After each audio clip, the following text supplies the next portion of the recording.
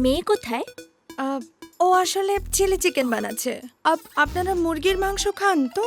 হ্যাঁ, মেয়ে তাহলে চিলি চিকেন বানাচ্ছে, তাহলে তো রান্না বান্নায় খুব ভালো নিশ্চয়ই। না না, মুরগি বানাবো আমি, কাটছে ও। মেয়ে হয়ে মুরগি কাটছে? আরে হাট। আরে মুরগি আর কি, ও তো ভীষণ ভালো পাঁঠা কাটতে পারে, ওর কাছে কষাই ফেল।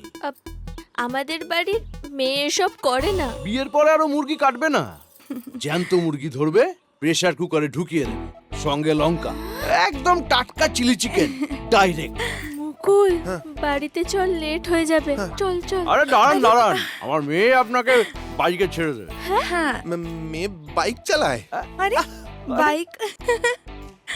বাইক কি? ও তো বাইক, লরি, পাঞ্জাব লরি সব চালাতে পারে।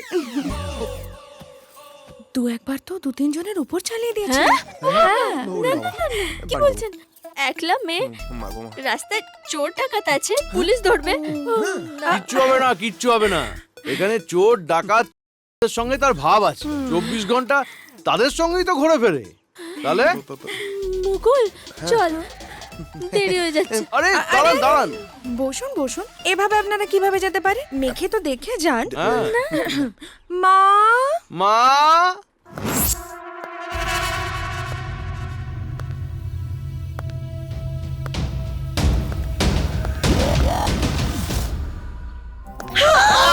এ কি করছিস? এ কি করছে রে বাবা? সম্বন্ধটাকে এখনো শেষ হয়নি। আচ্ছা বাবা, মেন কোর্স খাওয়ার আগে স্টার্টার খাওয়া জরুরি না? আসলে ওর স্বভাবটাই এরকম। ওই ছেলে দেখলে না একদম জড়িয়ে ধরে, নিজেকে একটু আটকে রাখতে পারে না। আসলে ওই দুর্ভিক্ষের সময় রিলিফের খাবার আসলে যেমন হয় না, একদম সেই রকম। হ্যাঁ, তুই বরং একটা কাজ কর মা, তোর বড় ননদকে একটা প্রণাম কর। বাহ বাহ বাহ বাহ বাহ বাহ, আপনার তো খুব সাহস দেখছি। ইউ সহকারী জিয়াস, মুরগি কেটে ফেলেন, পাটাও কেটে ফেলেন। আরে এ তো কিচ্ছু না।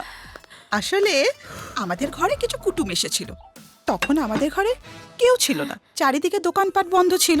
তখন আমি কি করলাম, ড্যাডের মদের বোতল চুরি করে ঢক ঢক করে র মেরে দিলাম। কয়েকটা পেগ নেওয়ার পরে পুরো টলমলো অবস্থা। ফুল পিকআপে ছাগলের ঘেটিটা কষে ধরলাম, তারপর চপার দিয়ে একেবারে কুচি কুচি করে দিলাম।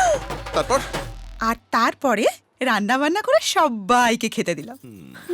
সবাই খেয়ে চলে যাবার পরে দেখলাম আমাদের ছাগলটা বাগানে চড়ে বেড়াচ্ছে, কিন্তু আমাদের কুকুর ভূত নেই নেই।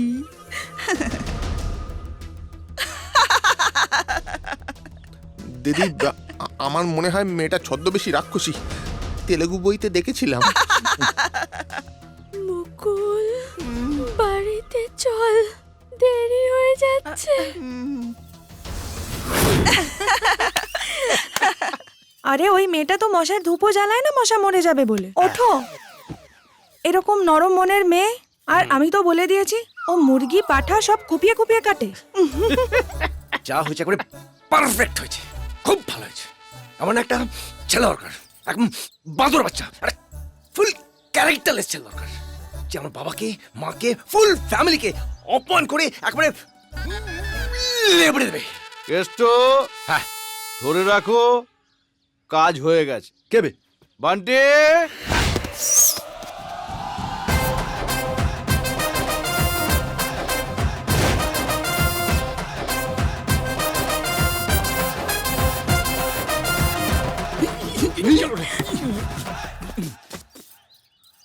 আমার এই বন্ধুর বাড়িতে তোকে পাত্র হয়ে যেতে হবে। মামা, তোমাকে আমি আগেই বলেছিলাম এসব অ্যাক্টিং ফ্যাক্টিং আমাদের হবে না। আমার এই বন্ধুর বোনের জন্য একটা প্রস্তাব এসেছে। ছেলেটা ফালতু, ক্যারেক্টারলেস, যা জঘন্য। হ্যাঁ, কিন্তু বাবা মা ঠিক করেছে ওর সঙ্গেই বিয়ে দেবে। ও বুঝি বুঝি বুঝি, মালটাকে আপাতমস্তক রামপাট পাঠাতে হবে, তাই তো? এই মামা, তুমি চিন্তা করো না, ওর নেটওয়ার্ক আমি এমন জায়গায় জাম করবো, ওর ফিউচার পুরো অন্ধকার হয়ে যাবে। মালটা বিয়ের নাম ঘাটে যাওয়ার আগে অব্দি নেবে না। হ্যাঁ, ওরে বেটা, মারপিট করবি না বলেই তো বাপকে ছেড়ে এখানে এলি। আমি হলাম শান্তিপ্রিয়, খুশিপ্রিয় মানুষ। আরে তুই সেই ফালতু ভুলভাল ছেলেটার অ্যাক্টিং করবি যাতে বিয়েটা ভেঙে যায়। ব্যাস, বাবা ঠিকই বলতো, ওখানে গেলে মামা তোকে নিজের মতন ড্রামাবাজ বানিয়ে দেবে। আচ্ছা, তোর চামার বাপটা এই বলে? ধনাদা, এই এই নানকে দিয়ে হবে না। হ্যাঁ? একটা তুমি চাপ নিও না কেষ্ট, আমার ভাগনার ওপরে লোকের এমনিতেই ব্যাড ইমপ্রেশনই আছে। হ্যাঁ?